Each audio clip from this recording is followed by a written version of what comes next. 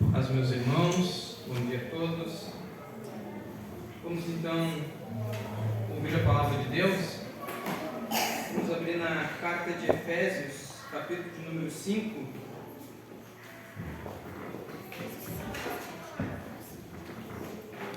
Os irmãos sabem, semana passada nós finalizamos a nossa carta aos Filipenses, a nossa série.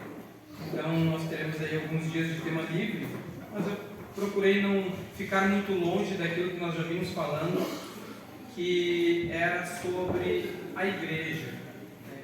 Cristo, a alegria do seu povo. Então nós vamos dar continuidade ao tema sobre a igreja. Efésios capítulo 5, verso de número 25.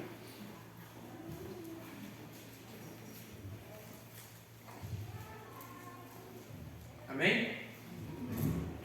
Diz assim a palavra de Deus: Vós, maridos, amai vossas mulheres, como também Cristo amou a igreja e a si mesmo se entregou por ela, para a santificar, purificando-a com a lavagem da água pela palavra, para apresentar a si mesmo igreja gloriosa, sem mácula, nem ruga, nem coisa semelhante, mas santa e irrepreensível. Amém. Até aqui. Os irmãos podem sentar. Bom, como eu falei, a ideia é nós darmos um pouco de sequência àquilo que nós já estávamos ouvindo ao longo das últimas semanas acerca dos Filipenses, de Paulo, da igreja, de Cristo. Então hoje nós vamos dar um pouco mais de continuidade neste assunto. A ideia para esse sermão, meus irmãos, surgiu quando eu li este texto de Efésios 5, que fala sobre o amor do marido pela sua esposa, da esposa pelo marido, o amor de Cristo pela igreja e da igreja por Cristo. Aqui nós podemos falar sobre questão de deveres, o dever principalmente no texto que nós lemos, do esposo para com a esposa, que seria um tema bem importante, bem relevante, mas também podemos falar sobre o relacionamento entre Cristo e a igreja. Portanto, nós falaremos hoje sobre esses dois atores principais, sendo que um é coadjuvante, que é a igreja, mas o ator principal neste texto é a pessoa do Senhor Jesus Cristo. Observemos que para os cristãos o casamento ele não tem um fim em si mesmo.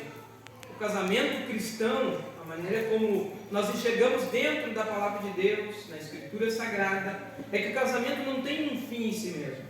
Mas o casamento é um espelho do verdadeiro casamento que é entre Cristo e a igreja. Portanto, Deus não usou o casamento humano para exemplificar a maneira pela qual Cristo se relaciona com a igreja, mas pelo contrário, o casamento humano ele é fruto de um verdadeiro casamento, que é Cristo amou a igreja e se entregou por ela. E o texto que nós lemos, ele diz que para si mesmo ele entregará uma igreja gloriosa, ou seja, a igreja é para a glória do próprio Cristo.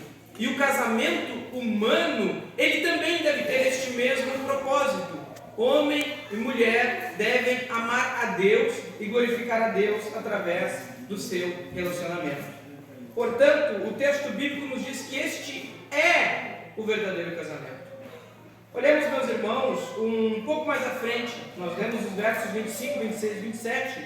Vamos ler também o verso de número 32.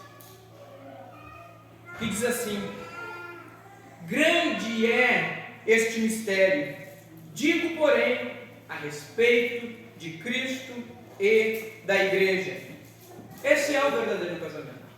Cristo amou a igreja, se entregou por ela. Ainda que a igreja não tenha feito nada para que fosse amada por Cristo, ainda que a igreja não tivesse mérito algum para que Cristo a amasse, ele a amou e se entregou por ela. E este é um grande mistério. Esse amor de Cristo pela igreja é um mistério muito grande, é o que nos diz o apóstolo Paulo. O que significa isso? Que nenhuma linguagem pode explicar completamente o que esse mistério implica. Seu espanto é pela união espiritual entre Cristo e a igreja. Este grande mistério por qual nos fala o apóstolo Paulo é o relacionamento espiritual entre Cristo e a igreja. É como se ele dissesse: não temos uma linguagem apropriada, não temos uma linguagem que ela seja adequada, que ela compreenda completamente a dimensão deste casamento entre Cristo e a igreja.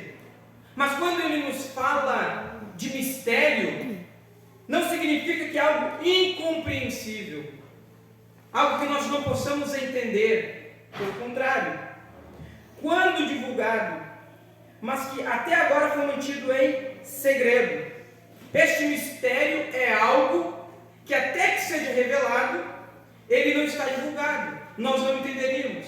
Mas agora ele está falando no sentido que, quando divulgado, pode ser tão inteligível quanto qualquer outra verdade.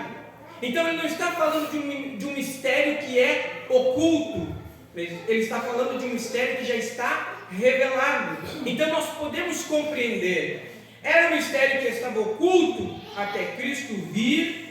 Ele nasceu, viveu, morreu e ressuscitou. Tudo isso para a glória de Deus Pai.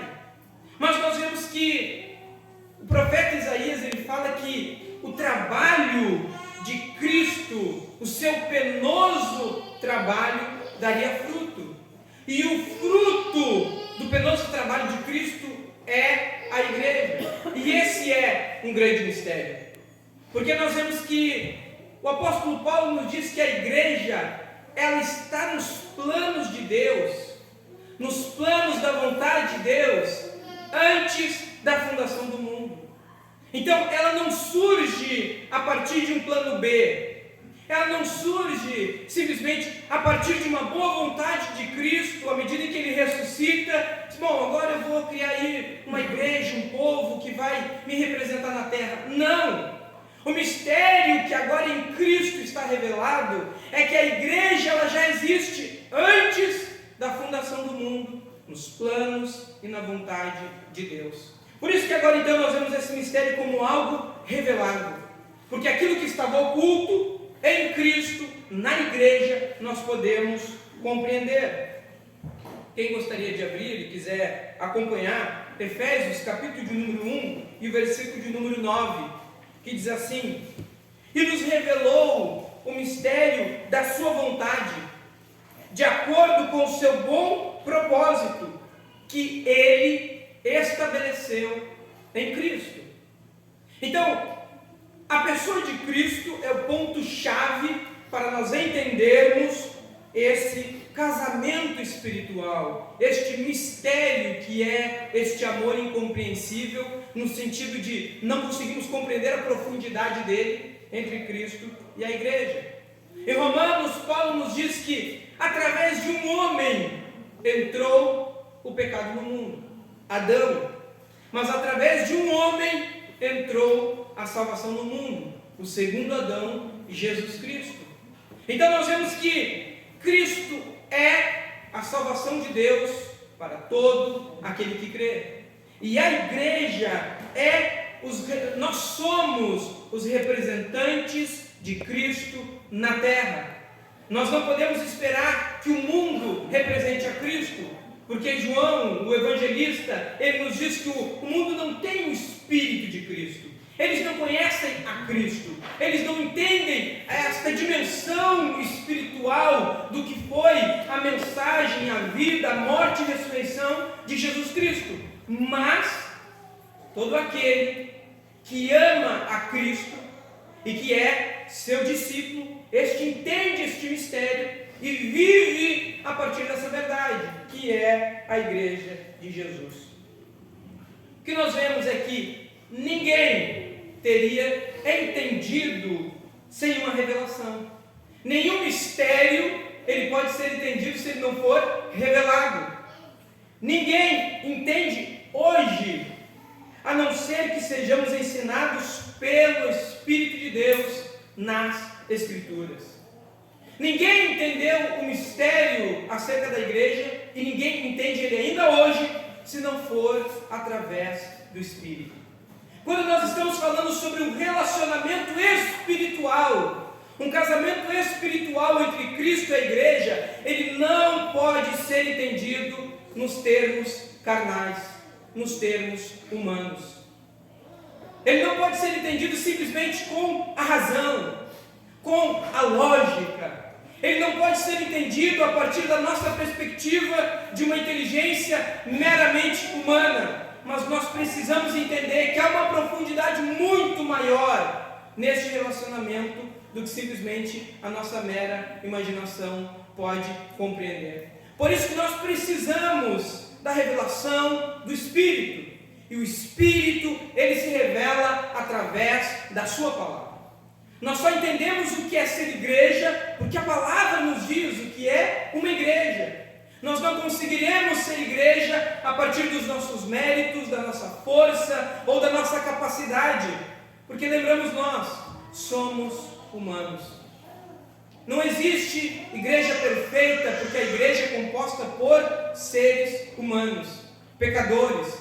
Ou melhor, enquanto eu e você estivermos dentro da igreja, ela nunca será perfeita, porque este é um mistério revelado através do Espírito na Escritura. E aqui nós compreendemos um pouco dos nossos problemas atuais. Por quê? Porque muitas vezes as pessoas compreendem a igreja do ponto de vista humano. Em que sentido? É a mesma coisa que um clube, ou mesma coisa que uma associação, uma agremiação, algo parecido, em que as pessoas se reúnem, elas têm algo comum.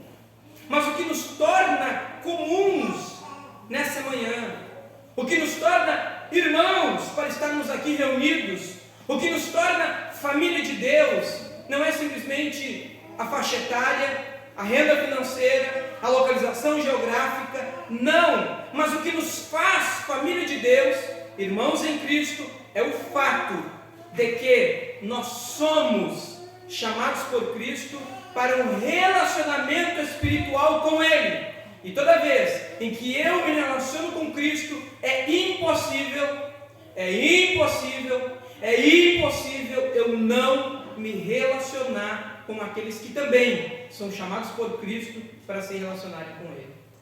Se Cristo me chama e chama você, eu e você temos algo em comum, Cristo. E é por isso então que nós somos família de Deus. Dada essa introdução, dentro do texto que nós lemos, essa mensagem eu gostaria de dividir pelo menos em 3 pontos, que é Cristo, a igreja e algumas aplicações, que seria o ponto de número 3. Vamos então ao ponto de número 1, que é sobre a pessoa de Jesus Cristo, ou melhor, diretamente no texto que nós lemos, o primeiro ponto é que Cristo ama a igreja. Cristo não apenas amou a igreja e se entregou por ela, mas Cristo ama a igreja pela qual Ele amou e se entregou. O amor de Cristo pela igreja é um exemplo sincero, puro e constante, apesar das falhas da igreja. Cristo nos ama com todo o seu amor. Cristo ama a igreja com toda a pureza do seu amor, com toda a constância do seu amor, com toda a profundidade do seu amor, apesar das falhas da igreja. Entendemos nós que Cristo tem uma visão muito mais coerente da igreja do que nós mesmos, porque Ele não espera da igreja uma perfeição, mas Ele olha para a igreja apesar das suas falhas e Ele não diminui o seu amor, a sua pureza ou a sua constância. É que nós encontramos em Romanos capítulo 8, versículo de número 39. Nada poderá nos separar do amor de Cristo, nosso Senhor. Nada pode nos separar desse meu amor. Mas então significa que nós somos muito fortes. Significa que nós fazemos tudo certinho? Não.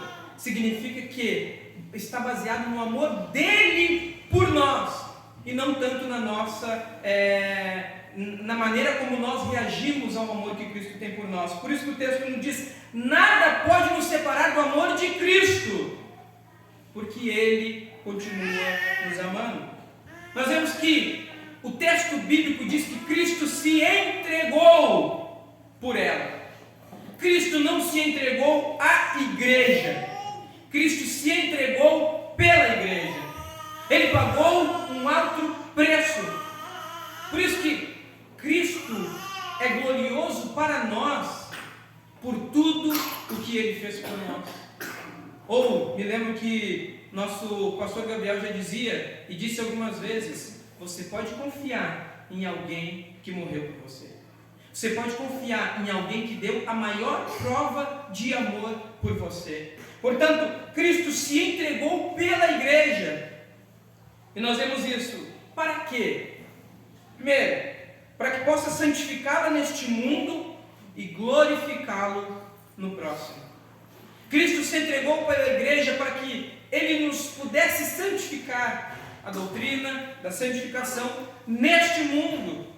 Vivemos em um mundo em oposição a Cristo, um mundo que odeia a Jesus Cristo, um mundo que não conhece o que é amar a Cristo, mas ainda assim Cristo se entregou pela igreja para santificá-la, para nos tornar santos, e ao mesmo tempo para que a igreja, como eu falei, a igreja é o fruto do penoso trabalho de Cristo, para que a igreja possa glorificá-lo no mundo vindouro.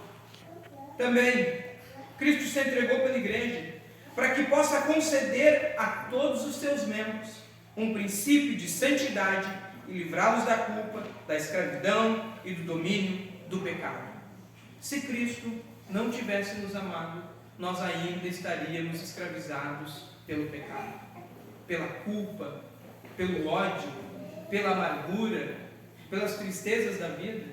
Se Cristo não tivesse nos amado, Ele não tivesse nos concedido sermos santos, e essa santidade nos livrar de todas estas coisas, nós não saberíamos o que é ser livre, o que é ter liberdade. Uma palavra que todos nós sabemos sentir, mas muito pouco sabemos explicar. Mas em Cristo, a palavra de Deus nos diz que nós somos livres.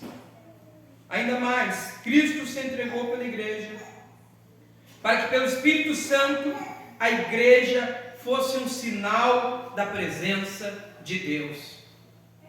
Por mais que vivamos em dias difíceis e, parafraseando o texto bíblico, o amor de muitos se esfria, ainda assim, pelo Espírito Santo, através de Cristo, a igreja é o sinal da presença de Deus no mundo. A igreja é o representante de Cristo na terra. E, portanto, se há ainda um sinal da presença de Deus no mundo, um mundo de guerra, um mundo de miséria, um mundo de tragédias, ainda assim, este sinal é a igreja como representante da presença de Deus. Isso não significa que a igreja ela vai ficar sem mancha, sem ruga até a glória de Cristo. É o que nós vemos no texto bíblico. O propósito de Cristo é o aperfeiçoamento da sua igreja. Por isso que a Bíblia ela nunca condena a fraqueza de alguém. Nunca condena o fraco o fato de termos entre nós fracos espirituais. Pelo contrário, ela diz que a igreja deve auxiliar os fracos na sua fraqueza. Mas a Bíblia também nunca diz para que nós viemos alimentar a fraqueza do fraco. Pelo contrário, ela nos fala sobre crescimento, fruto, amadurecimento. Para o apóstolo Paulo dos seus Coríntios: eu queria dar a vocês um alimento mais sólido, mas vocês só podiam ter o leite espiritual, porque vocês não amadureceram. Então nós vemos que, apesar do propósito de Cristo, Ele olha para a igreja e vê uma consciência de que nós precisamos crescer, nos aprofundar neste relacionamento. Ele não diz para o fraco, fique na sua fraqueza, mas ele diz, o fraco, diga, sou forte. Ou seja, cresça, amadureça, conheça Cristo, se aprofunde no seu relacionamento com Ele, através da oração, através da leitura da palavra, através da comunhão, porque de maneira alguma, apesar de todas as máculas, as rugas, aquilo que mancha a sua igreja, Cristo ainda a ama e tem um propósito para nós, que nós venhamos crescer nele. E tudo isso é para a glória do próprio Cristo. A igreja é a glória de Cristo. Quando adoramos e nos regozijamos no amor de Cristo, glorificamos a Deus, pois essa é a tarefa da igreja. Quando nós nos alegramos, adoramos, como cantamos aqui nessa manhã, quando oramos aqui nessa manhã, quando respondemos a palavra pregada nessa manhã, ou seja, quando adoramos e nos alegramos no amor de Cristo, glorificamos a Deus, porque essa é a nossa tarefa. Podemos fazer outras atividades, podemos realizar outras coisas, podemos, mas o princípio da igreja é glorificar a Cristo através da comunhão, da adoração e do louvor. Por isso, nós nunca serviremos tão bem enquanto não estivermos debaixo do amor de Cristo. Quando o apóstolo lhe diz, marido, amai vossas esposas assim como Cristo amou a igreja, é mais ou menos o seguinte, você nunca vai amar sua esposa se você não souber o que é amar a Cristo. Você nunca vai amar o seu marido devidamente se você não souber o que é amar a Cristo, porque é um espelho daquilo que é a realidade. A realidade é o amor que Cristo tem pela igreja. Nem é o amor que a igreja tem por Cristo, ainda que nós temos que amá-lo e temos que desenvolver este amor, mas é o amor que Ele tem pela igreja. E enquanto nós não amarmos a Deus, nós não saberemos amar corretamente nenhum outro ser humano. Mas só sabemos o que é amor quando estamos debaixo do amor de Cristo. 1 Pedro, capítulo de número 2, verso 24, e capítulo de número 13, versículo 18, nos fala que Cristo padeceu uma vez pelos pecados, o justo pelos injustos, para levar-nos a Deus. O fato de Cristo ter morrido o fato do justo ter morrido pelos injustos, ou aquele que não tinha pecado morrer pelos nossos pecados, tinha um objetivo: levar-nos até Deus. Cristo é a ponte, a cruz de Cristo é a ponte que nos leva até Deus. Por isso que então ele nos fala que o resumo do Evangelho é amar a Deus acima de todas as coisas e o próximo como a nós mesmos. Se não amarmos a Deus, se não sabermos o que é isso, nunca poderemos amar o nosso próximo. O propósito do nosso santo e justo Deus foi de salvar a igreja, mas o pecado dos seus redimidos não poderia ficar impune. Deus, como eu falei, antes da fundação do mundo a igreja já existia. Atos dos Apóstolos, a descida do Espírito Santo, aquele mover sobrenatural que foi um impulso missionário para a fundação e o crescimento da igreja, é algo extraordinário e, digamos assim, que é o start humano para a igreja. Mas a igreja existe desde a fundação do mundo. Só que o pecado da humanidade, o pecado da igreja, ele não poderia ficar impune. Por isso que então, o santo e justo Deus, ele salvou a igreja dos seus pecados, redimiu-a dos seus pecados, porque isso não poderia ficar impune. Deus não pode olhar para a injustiça e deixar a injustiça impune. Então ele olha para o nosso pecado e não poderia deixá-lo impune. Então ele colocou os nossos pecados na conta de Jesus Cristo. Para finalizar este ponto 1, este é o fundamento da fé cristã e toda a revelação de vida contida nas Escrituras. A ideia, a doutrina de que a igreja está cheia da glória de Cristo. Meus irmãos, se há algo que nós precisamos estar cheios, é da glória de Cristo. A doutrina cristã, a fé cristã, ela tem um alvo no centro, e é a pessoa de Jesus. É o sacrifício de Cristo na cruz. E nós só cumpriremos o nosso propósito quando nós entendermos e vivermos.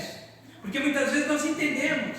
Eu conheço a palavra, eu conheço a doutrina, eu sei tudo que vão falar todos os domingos de manhã. O problema é que nós não vivemos a partir daquilo que nós compreendemos. John Owen, ele diz o seguinte: há uma união maior e um relacionamento mais íntimo entre Cristo e a igreja do que existe em qualquer outro vínculo no mundo. O relacionamento espiritual entre Cristo e a igreja, ele vai muito além do que a compreensão que nós podemos encontrar em qualquer outro vínculo no mundo. Então, portanto, o personagem principal é a pessoa de Cristo. Em segundo lugar, o texto nos fala que é um objeto de amor. Cristo ama, Cristo se entrega, Cristo se dá, Ele se sacrifica, mas por algo. Existe um objeto, e aí o texto nos diz que este objeto é a igreja. Ponto 2. Se Cristo ama a igreja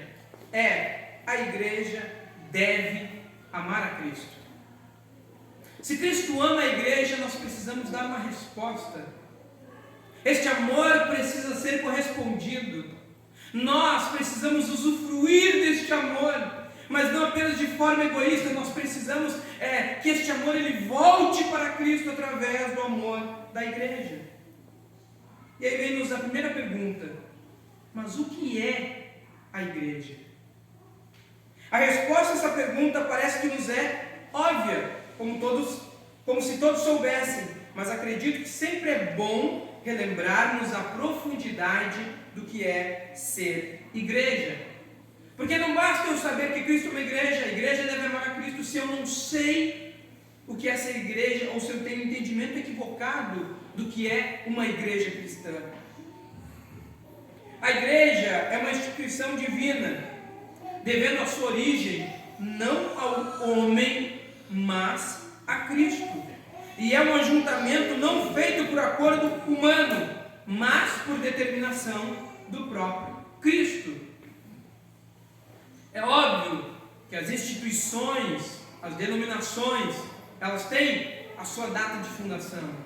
Elas têm o seu período histórico, elas têm os seus fundadores, ela tem ali os seus pastores, pregadores, os seus obreiros, o seu povo que faz com que a igreja exista. Mas ainda assim, a igreja é uma instituição divina, devendo a sua origem não ao homem, mas a Cristo.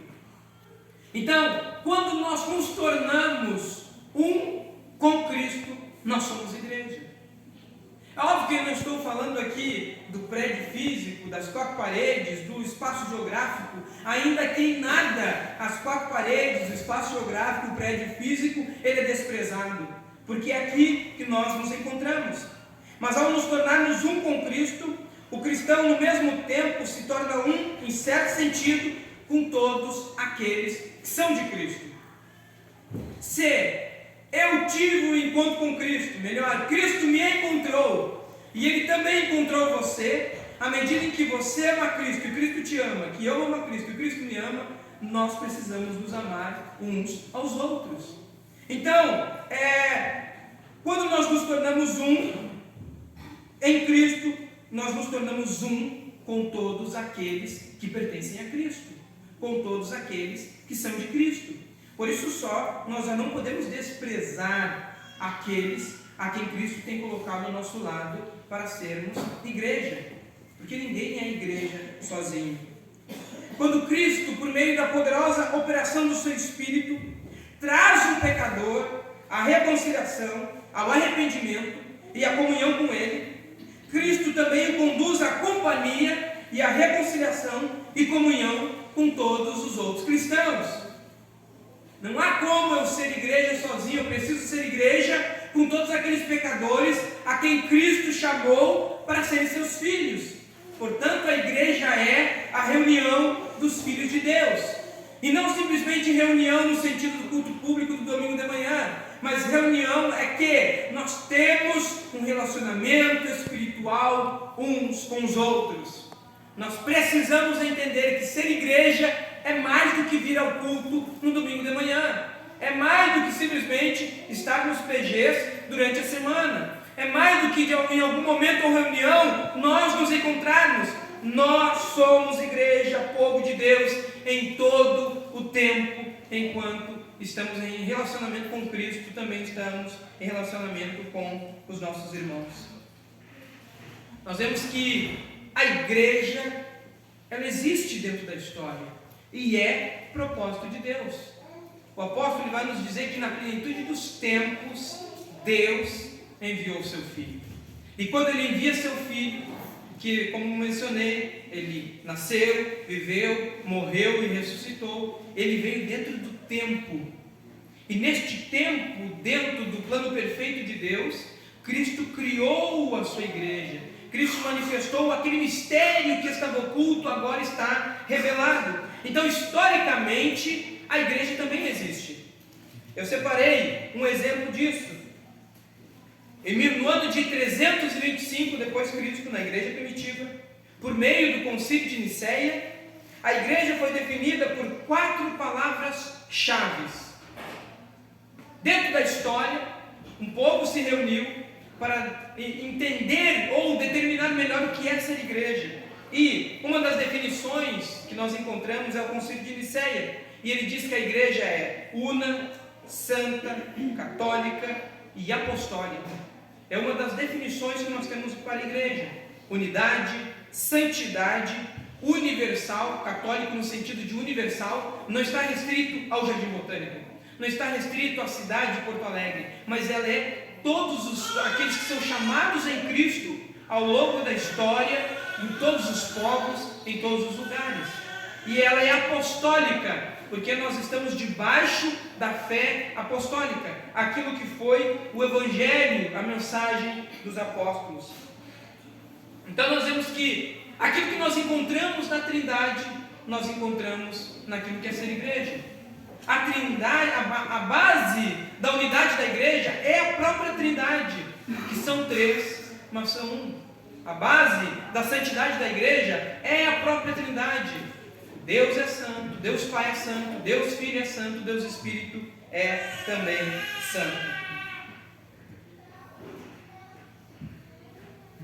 Indo um pouco mais à frente.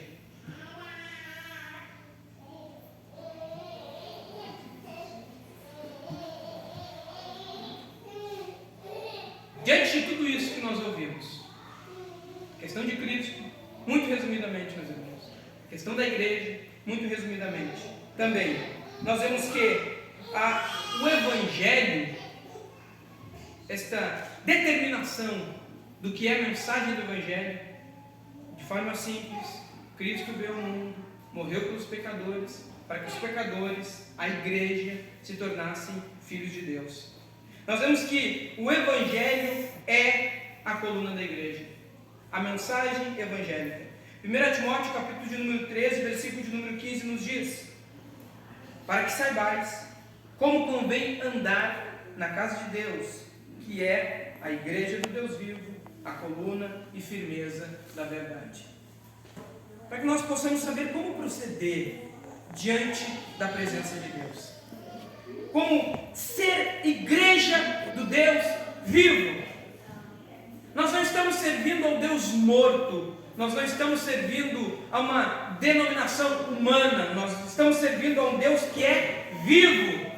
E este Deus vivo requer uma igreja viva, uma igreja orgânica, uma igreja que, à semelhança das parábolas e dos exemplos que Jesus deu, Ele é a videira, nós somos os ramos. Nós não temos vida em nós mesmos. Se nós quisermos ser igreja sem Cristo, digamos assim, potencializando um pouco, mas nós vamos ficar nos degladiando aqui para saber quem é o melhor, quem faz mais, quem tem mais mérito, porque nós estamos fora do nosso objetivo. Quando pega o galho de uma árvore, ou exemplificando um ramo, e você quebra ele, deixa ele do lado e deixa a árvore no mesmo lugar, o galho seca e morre, porque ele não tem vida em si mesmo. Assim também é a igreja. você longe da comunhão dos irmãos, longe da comunhão de Cristo, nós morremos espiritualmente. Nós precisamos estar ligados à videira que é Jesus Cristo. Então, diante de tudo isso, que é Cristo amou a igreja e se entregou por ela. Esta é a frase principal. Diante de tudo isso, vamos às nossas aplicações. E ela vem na forma de algumas perguntas. E a primeira delas é: se Cristo amou a igreja e se entregou por ela, o que você tem feito por Cristo e o que você tem feito pela igreja? Porque nós podemos tentar amar a Cristo sem amar a igreja. E nós vemos hoje muitos movimentos que mostram isso. As pessoas querem um relacionamento com Deus, mas não querem um compromisso com a igreja. E como que também nós que amamos a Cristo, de que maneira nós também temos amado a igreja? E como igreja, de que maneira nós temos amado a Cristo? Vocês tentem entender de um ponto de vista de um ciclo que se retroalimenta. Se eu amo a Cristo, eu amo a igreja. Se eu amo a igreja, eu tenho que amar a Cristo. É algo que é necessário. Então a pergunta que fica é, partindo do pressuposto de que todos nós somos cristãos, de que todos nós amamos a Cristo, senão não podemos ser chamados de cristãos. Partindo desse princípio, o quanto você tem amado a igreja? Bom, eu amo a igreja. Ok. De que forma você tem demonstrado esse amor? Que tipo de cristão é aquele que despreza ou não ama a quem Cristo ama? Como que eu posso dizer que amo a Cristo, mas não amo aquilo que Ele ama? É a mesma coisa, exemplificando, eu sou casado com a Patrícia. Eu tenho um amigo de infância, muito querido e maravilhoso comigo, a vida toda vivemos juntos. Mas um dia ele chega para mim e diz assim, bah, cara, eu te amo, tu é meu amigo desde sempre. Mas é o seguinte, eu odeio tua esposa. Eu não amo ela. Eu não tenho consideração alguma por ela. Imaginemos nós, qual é a reação de Cristo quando nós dizemos que amamos a Ele, mas não temos amor algum por aqueles a quem Ele ama? É essa a pergunta de reflexão. Este desprezo pode ser um sinal de que alguns de nós podemos estar nos enganando acerca de sermos convertidos. Nós precisamos refletir o fato de que nem todos nós que estamos sentados nestes bancos somos realmente convertidos. A Bíblia Sagrada nos alerta sobre falsas conversões. Talvez a parte mais clássica é o joio e o trigo. Só que Jesus diz, não cabe a nós dizer ou separar quem é e quem não é. Não cabe a nós dizer quem é cristão e quem não é cristão, quem é joio e quem é trigo. O próprio Cristo fará esta separação. Mas é um sinal de alerta que quando nós não amamos a igreja, a semelhança do que o quanto devemos amar a Cristo, pode ser um sinal de que nós estamos vivendo uma falsa conversão. Podemos afirmar sermos cristãos, mas se não amamos a Cristo, como podemos desprezar a sua noiva?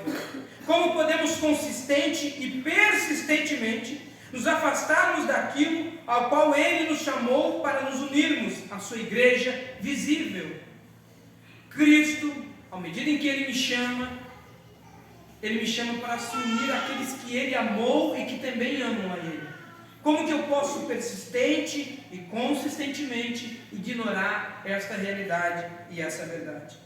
Por isso, ainda dentro da primeira aplicação, eu faço uma advertência muito séria àqueles que se comportam desprezando a igreja. Você pode, na verdade, estar se enganando sobre o estado da sua alma. Avalie seu coração com relação, primeiro, ao seu amor por Cristo, porque o fato talvez de você não amar a igreja pode ser que você não ame a Cristo. Primeiro, avalie o seu amor por Cristo. Se não amar a Cristo verdadeiramente, esta é a raiz do seu desprezo pela igreja. E eu pergunto uma pergunta de reflexão. De que maneira, ou de que forma prática, podemos enxergar o seu amor pela igreja? Porque, o que eu penso? Se eu olho o evangelista João, quando ele escreve a sua epístola, ele diz: se você não ama o seu irmão que você vê, como você vai amar a Deus que você não vê? Então, o que eu penso é que, se hoje você olhar para mim e tentar enxergar o meu amor pela igreja, pelas minhas práticas, você conseguiria enxergar? E agora, devolvendo a pergunta, se eu olhar para você e pela forma como você se comporta, ou que conforme a sua prática para com a igreja, eu posso encontrar o seu amor pela igreja, eu posso entender por aquilo que você vive com a igreja, o quanto você ama Cristo. Então, a pergunta de reflexão é essa: de que forma nós podemos enxergar o seu amor por Cristo e pela igreja? Tinha mais algumas aplicações que eu já tentei acelerar aqui, porque eu não quero me alongar muito no dia de hoje, mas eu queria encerrar com uma expressão. Na sexta-feira à noite eu estive com o nosso irmão Paulo, e ele, se os irmãos não sabem, ele traduz alguns livros, por sinal muito bons, e conversando com ele sobre o tema da igreja, que era o que eu iria falar hoje, ele me passou um texto e eu separei um trechinho desse texto que eu achei maravilhoso. Antes disso ainda, só para não deixar passar um pequeno detalhe que eu separei, somos a coroa de Cristo, a recompensa do seu penoso trabalho, porque todo o mérito da salvação da igreja está no Cristo que a amou. Nosso grande mérito não é nós mesmos, mas é o fato de que o ser mais maravilhoso que já existiu sobre a face da terra, o ser mais poderoso do universo, que a Bíblia Sagrada diz, diante dele todo o joelho se dobrará, toda língua confessará que ele é Senhor, para a glória de Deus Pai. E é este ser que a Bíblia diz que ele te ama, que ele nos ama, e ele é o fato dele ter nos amado é a nossa salvação. Por isso, então, com relação à igreja, novamente falando sobre o que o irmão Paulo me cedeu, eu separei um trecho do livro Nós Desatados, do bispo inglês J.C. Ryle, que ele, falando sobre a igreja, ele diz o seguinte, é um pouco longo, mas eu gostaria que os irmãos tentassem pegar algumas palavras-chave. Ele diz assim: esta é a única igreja que perdurará até o fim. Nada pode derrubá-la e destruí-la totalmente. Seus membros podem ser perseguidos, oprimidos, presos, espancados, decapitados, queimados, mas a verdadeira igreja nunca se extingue totalmente. Ela ressurge das suas aflições, ela vive através do fogo e da água. Quando esmagada em uma terra, surge em outra terra. Os faraós, os Herodes, os Neros, os Julianos, os Dioclecianos, as Marias Sangrentas, os Carlos Nonos trabalharam em vão para derrubar a igreja. Eles mataram seus milhares, mas então morreram e foram para os seus túmulos. Mas a verdadeira igreja sobrevive a todos eles e os vê enterrados, cada um por sua vez. A igreja é uma bigorna que quebrou muitos martelos neste mundo e ainda quebrará muitos mais. É uma sarça que muitas vezes arde, mas nunca é consumida. A igreja, não o espaço físico, ou nem sequer nós, ainda que somos igreja, mas a igreja universal, aquela que é composta por, ou chamada de igreja visível, que é composta por todos os crentes, de todas as eras, ao longo de todos os tempos, em todos os lugares. Essa igreja é a igreja de Cristo e ela nunca morrerá, porque ela vai permanecer até o fim, quando nós vemos lá no livro de Apocalipse, que nós estaremos nas bodas do Cordeiro, sentado à mesa do Senhor, e Ele mesmo nos servirá. É isso que nós estamos vendo a cada domingo que nós ceiamos. É antecipação daquilo que nós faremos no céu. Vamos nos colocar em pé? A minha oração, o meu desejo, o meu pedido é que oremos pedindo mais amor por Cristo, que consequentemente amaremos mais a sua igreja. Vamos orar ao Espírito Santo pedindo mais amor por Cristo.